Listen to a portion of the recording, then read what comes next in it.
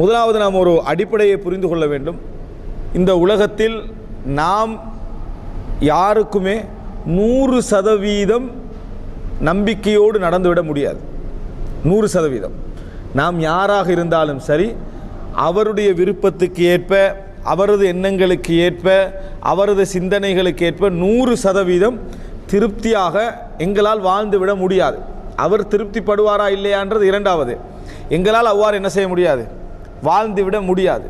இப்போ எங்களால் வாழ்ந்துவிட முடியாது என்று சொன்னால் எமக்கும் இன்னொருவரால் வாழ்ந்துவிட முடியாது. எங்களால் இன்னொருவருக்கு என்ன செய்ய முடியாது, அந்த மாதிரி வாழ்ந்துவிட முடியாது அப்படின்னு சொன்னால் எங்களோடும் பிறரால் என்ன செய்ய முடியாது. 100% நாம் நினைப்பது போன்று, நாம் விரும்புவது போன்று, நாம் உணர்வது போன்று ஒரு நாள் என்ன செய்ய முடியாது, வாழ்ந்துவிட முடியாது.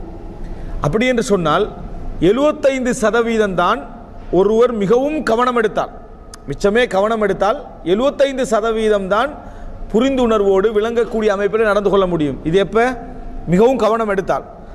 இவரை நம்ம பிரிஞ்சிடக்கூடாது, இவரோட எப்படியாவது சேர்ந்து நடக்கணும், இவரது மனசை உணர்ந்து நடக்கணும் என்று சொல்லி ஒருவர் மிகவும் கவனம் எடுத்தால் அவருக்கு உச்சகட்ட ரிசல்ட் என்ன கிடைக்கும் தெரியுமா? 75% என்ன செய்யலாம், இணங்கி நடக்க முடியும். மற்ற 25 என்ன தெரியுமா? நீங்கள் விட்டு கொடுத்தல், அவர் விட்டு கொடுத்தல், நீங்கள் பொறுத்துக்கொள்ளல், அவர் பொறுத்துக்கொள்ளல் என்பதன் மூலம் மட்டும்தான் உறவுகளை என்ன செய்ய முடியும், சரி செய்ய முடியும் என்கிற முதல் அடிப்படை நம்ம என்ன செய்ய வேண்டும், புரிந்து கொள்ள வேண்டும். எப்படி நம்ம 100%, அதாவது எவ்வளவுதான் நினைத்து நடந்தாலும் கூட 100% என்ன செய்ய முடியாது, எங்களால் பிறருடைய மனதை திருப்திப்படுத்துகின்ற வகையில் நடக்க முடியாது. நம்ம நினைச்சாலும் ஒருவர் மிகவும் கவனம் எடுத்தால் 75% தான் என்ன செய்ய முடியும், திருப்திப்படுத்த முடியும். இதுதான் மற்றவரும் எங்களுக்கு என்ன செய்ய முடியும், செய்ய முடிஞ்ச விஷயம். அப்படி என்றால் மற்ற 25 என்னன்னு நீங்கள் பார்த்தீங்கன்னு சொன்னால், நீங்கள் பொறுத்து செல்வது, விட்டு கொடுத்து செல்வது, அனுசரித்து செல்வது, இந்த மாதிரியான விஷயங்களாகத்தான் மற்ற 25 என்ன செய்யும் இருக்கும். ஆனால் நீங்கள் பார்க்கலாம், பிரியறதுக்கு குடும்பத்தை சேர்ந்து நடத்தலன்றதுக்கு பின்னால் பிரியறதுக்கு யூஸ் பண்ணுறது எதை தெரியுமா? பெரும்பாலானவர்கள் இந்த 25 தான். இந்த 25 தான் ஒரு பூதாகரமாக்கி அந்த விஷயங்களை சொல்லி அவைகளைத்தான், அதாவது மனித சக்திக்கு அப்பாற்பட்டிருக்கக்கூடிய சில விஷயங்களைத்தான் இஷ்யூவாக என்ன செய்வார்கள், கொண்டு வந்து இவராலும் அப்படித்தான் இருக்க முடியும், இவரும் அப்படித்தான் இருந்து கொண்டிருக்கிறார். ஆனால் அதை விளங்கி கொள்ளாமல் அந்த 25 விஷயத்தை தான் இவர்கள் என்ன செய்வார்கள் என்று சொன்னால் ஒரு பெரிய மேற்றாக மாற்றி நான் எப்படி என்ன, அதாவது வாழ்ந்து வருவது அப்படின்னு நினைக்கிறாங்க. இன்னும் சிலர் இதை சரியாக விளங்காதனால எல்லாருமே முனாஃபிக்குன்னு நினைக்கிறான். இந்த 25 புரிஞ்சு கொள்ளாதனால எவனுமே நம்பிக்கை இல்லாதவன் தான், எவனையுமே நம்ப முடியாது, எல்லா உறவும் போலி தான். என்ன காரணம்? இந்த 25% இருக்குது, இது இப்படித்தான் இருக்கும் என்ற ஒரு இயல்பை யார் ஏற்றுக்கொள்ளவில்லையோ அவன்கிட்ட பார்வையில் என்ன, அது ஒரு பெரிய பிரச்சனை. இயல்பை, அதாவது உலகத்தில் பிரச்சனைகளுக்கு தீர்வு மட்டுமல்ல, தீர்வில்லாத சில பிரச்சனை இருக்கின்றதே ஒரு பெரிய தீர்வு. பிரச்சனைகளுக்கு தீர்வு காண்றது ஒரு பகுதி, சில தீர்வில்லாத பிரச்சனைகள் உலகத்தில் உண்டு என்று ஏற்றுக்கொண்டாலே அதை என்ன செஞ்சிடும், அது காணாமல் போயிடும். தீர்வில்லாத பிரச்சனைகள் சிலது உண்டு உலகத்தில், அவைகளை நம்ம அனுசரித்து புரிஞ்சு கொண்டாலே அது ஒரு பிரச்சனையாகவே நமக்கு என்ன செய்யாது, படாது. நம்ம வாழ்க்கையில் நிறைய விஷயங்கள் அப்படின்னு நினைக்கிறோம். வாழ்க்கையில் என்ன செய்கிறோம், உண்மையே சொல்ல போனால் உலகத்தில் பெரிய ஒரு பிரச்சனையாக ஒரு மனிதன் எடுக்க வேண்டியது மௌத்தை தான். இவ்வளவு ட்ரை பண்ணி வேலையை நம்ம 60 போயிடுவோம்னு நினச்சி பார்த்தீங்கன்னு சொன்னால் அது ஒரு பெரிய ஒரு பிரச்சனை உலகத்தில். அது யாருமே பிரச்சனையாக எடுப்பதில்லையே, அது தீர்க்க முடியாது என்பதை ஏற்றுக்கொண்டவுடன் அது ஒரு பிரச்சனையே இல்லாமல் என்னது இருக்கக்கூடிய ஒரு நிலையை நாம் என்ன செய்கிறோம், பார்க்கிறோம். இது போல வாழ்க்கையில் உண்மையிலேயே இது பிரச்சனை என்று நம்ம முடிவெடுக்கக்கூடிய 1000 விஷயங்கள் உண்டு. ஆனால் அவைகள்லாம் நமக்கு பிரச்சனையாகவே படுவதில்லை. காரணம் என்ன தெரியுமா? அது தீர்க்க முடியாத முடிவுக்கு நம்ம வந்து விட்டதனால, இது தீர்க்க முடியாது என்கின்ற முடிவுக்கு வந்து விட்டதனால் அது நமக்கு பிரச்சனையாகவே என்ன செய்வதில்லை, தென்படுவதில்லை. இதே மாதிரி தான் இந்த 25%. இந்த அடிப்படையை நம்ம புரிந்து கொள்ள வேண்டும். எங்களாலும் எவ்வளோ பெரிய முயற்சி எடுத்தாலும் யாருக்கும் 100% நடந்துவிட முடியாது. அவர்கள் எவ்வளோ முயற்சி எடுத்தாலும் எங்களுக்கு 100% என்ன செய்ய முடியாது, நடக்க முடியாது. 100% முயற்சி எடுப்பவரால் 75 விதமான ரிசல்ட்டை தான் என்ன செய்ய முடியும், கொண்டு வந்து சேர்க்க முடியும். ஒரு 25% என்ன செய்யும், நாம் பொறுத்து விட்டு கொடுத்து செல்வதில் தான் என்ன செய்யும், இந்த உறவுகள் பேணி நடத்தப்படும் என்பதை அடிப்படையில் நம்ம புரிந்து கொள்ள வேண்டும். இதற்கு நல்ல உதாரணம் குடும்ப வாழ்க்கை. ஃப்ரெண்ட்ஷிப்பை கூட அவசரமாக கட் பண்ணிட்டு என்ன செஞ்சிடலாம், போயிடலாம். 20 வருஷம் ஃப்ரெண்டாக இருந்தேன், 30 வருஷம் ஃப்ரெண்டாக இருந்தேன் எல்லாம் சொல்லிட்டாலும் சரி, அதை என்ன செய்யுது, அதுக்கு ஒரு ராபித்தா உண்டு இல்லை, இணைக்கிறதுக்கான ஒரு உலகியல் ரீதியான ஒரு கனெக்ஷன் உண்டு இல்லைன்றதுனால அது பிரிஞ்சு போயிடும்.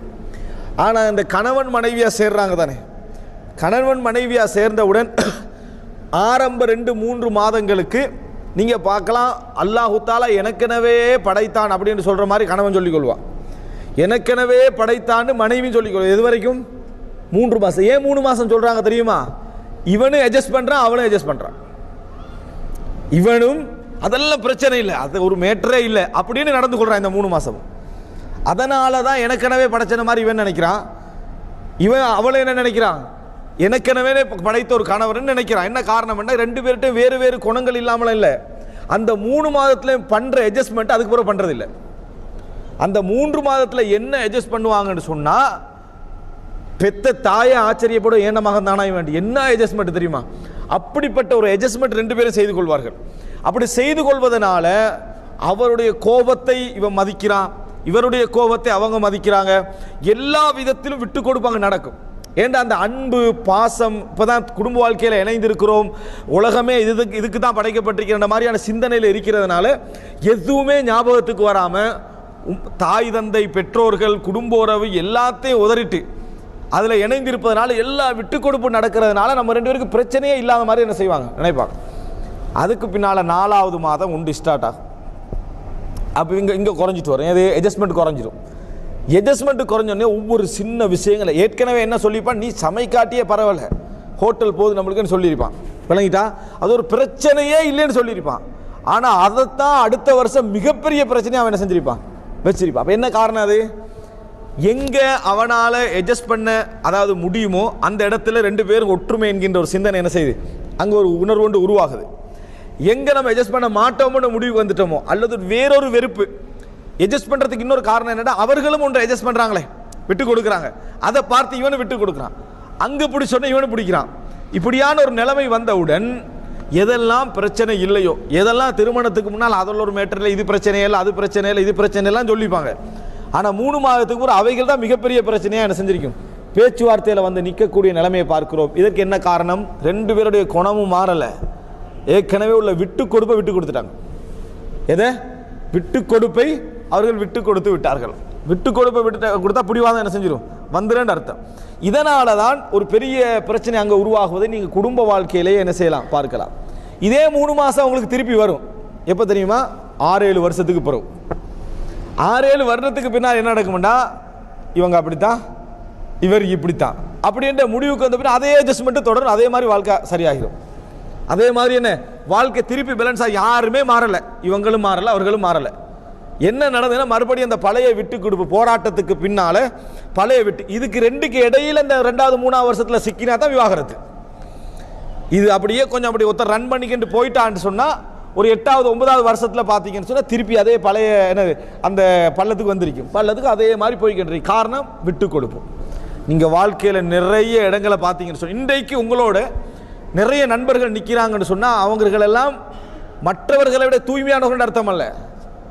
நீங்கள் அவருக்கு நிறைய விட்டு கொடுத்தீங்க, அவர் உங்களுக்கு நிறைய விட்டு கொடுத்தாருன்னா வேறு எதுவுமே இல்லை. அதே பிழை எல்லாரும் செஞ்சுக்கிறான்.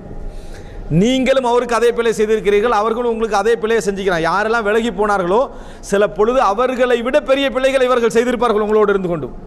நீங்களும் அவர்களுக்கு செய்திருப்பீர்கள். ஆனால் இவனும் விலகலை, நீங்களும் விலகலை. என்ன காரணம்? விட்டு கொடுப்பு. எனவே வாழ்க்கையில் உறவை பேணுதல் என்பதில் 25% 100ல் 25% எதில் நடக்குதுன்னு பார்த்தீங்கன்னு சொன்னால் விட்டு கொடுப்பு என்பதில் தான் நடக்கிறது என்பதை நாம் என்ன செய்ய வேண்டும், புரிந்து கொள்ள வேண்டும். சில விசாரிக்கப்பட வேண்டிய பிரச்சனைகள் என்று சில விஷயங்கள் உண்டு, அது ஒரு புறம் வைங்க. ஆனால் பெரும்பாலானவைகளில் நீங்கள் முதலாவது கடைபிடிக்க வேண்டிய பிரதானமான அம்சம் எது தெரியுமா? அஹ்சின் இலா மன் அஸாஅக். ரசூல் ஸல்லல்லாஹு அலைஹி வஸல்லம் சொன்னார்கள், உங்களுக்கு யார் முரண்பட்ட முறையில் நடந்து கொண்டாரோ, மனவழிக்கு நடந்து கொண்டாரோ, அதாவது ஒரு முறையான முறையில் நடந்து கொள்ளவில்லையோ அவரோடு நல்ல முறையில் நடந்து கொள்ளுங்கள். இதுதான் மிக பிரதானமான விஷயம். அல்லாஹ் தஆலா குர்ஆனில் சொல்லி காட்டுகிறான், இத்ஃபா பில்லதி ஹிய அஹ்ஸன் ஃபஇதல்லதி பைனக வ பைனஹு அதாவா கஅன்னஹு வலியுன் ஹமீம். யார் உங்களுக்கு தவறு செய்தாலும் சரி அவர்களை நீங்கள் நலவை கொண்டு அதை டிஃபெண்ட் பண்ணுங்க, நல்லதை செஞ்சு அதை என்ன செய்யுங்க, நீங்கள் தடுத்து விடுங்கள். உங்களுக்கும் எவருக்கும் இடையில் பகைமை இருக்கிறதோ அவர் உற்ற நண்பன் போல் ஆகிவிடுவார், அவர் உற்ற நண்பன் போல் ஆகிவிடுவார். வமா யுலக்காஹா இல்லல்லதீன சபரு வமா யுலக்காஹா இல்லா து ஹவ்லின் அதீம். அல்லாஹ் தஆலா சொல்றான், இது யாருக்கு கிடைக்கும் தெரியுமா? மிகப்பெரிய பொறுமைசாலிக்கு தான் இந்த மனம் கிடைக்கும்.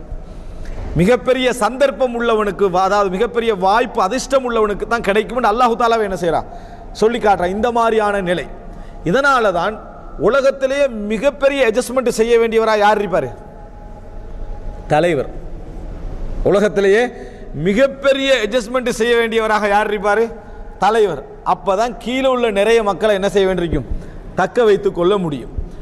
அவரை இவற்றையும் கேட்கணும், இவற்றையும் கேட்கணும். அவர்கள் முஆவியா ரலியல்லாஹு அன்ஹு அவர்களை பற்றி ஒரு பெரிய சிறப்பு சொல்வார்கள். என்னன்னு சொன்னால், ஒவ்வொருவரும் நினைப்பார்களாம் முஆவியா என்னது ஆளுது, முஆவியா என்னுடைய நபர், நான் சொன்னா கேட்கிற நபர் என்று அந்த சமுதாயத்தில் உள்ள எல்லாரும் என்ன செய்வார்களாம்?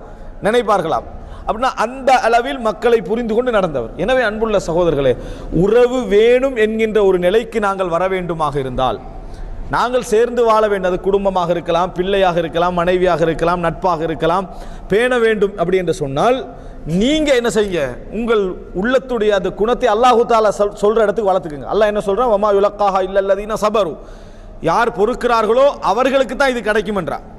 வமா யுலக்காஹா இல்லாது ஹத்தின் அதீம், யாருக்கு மிகப்பெரிய அதிர்ஷ்டம் இருக்கிறதோ அவர்தான் இதை என்ன செய்வார்? பெற்றுக்கொள்வார். அந்த இடத்துக்கு நாங்கள் வந்துட வேண்டியது. மற்றவர்கள் விட்டு கொடுக்க கஷ்டப்படுறாங்கன்னா நாங்கள் விட்டு கொடுக்குற இடத்துக்கு என்ன செய்ய வேண்டியதான்? வந்துட வேண்டியது. நிறைய உறவுகளை பேணி நடக்கலாம். பிரச்சனையே இல்லை, அந்த இடத்துல பிரச்சனையை பேசி இது எப்படி தீர்ப்பது, இது எப்படி தீர்ப்பது, அதல்ல, நிறைய விட்டு கொடுப்போம்.